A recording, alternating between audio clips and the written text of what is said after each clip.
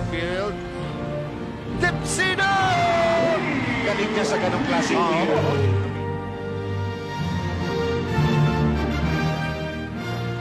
Benji Paras! Benji misses both.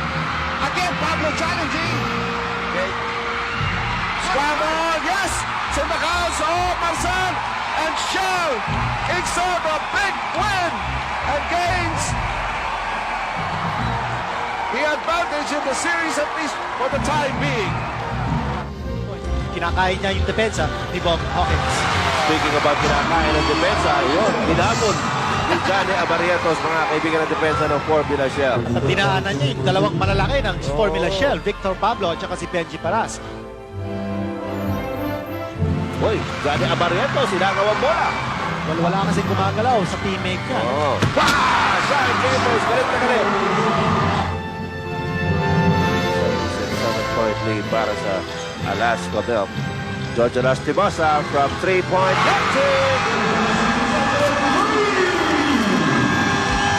Lubobo na naman ito kalalaman ng Alaska. Kaya Abarrietos, lumakalas na ito. Yes, and it's a 4-on-1 situation. Ayun. Transition 2 points. That has been the story of this game. The pace that Alaska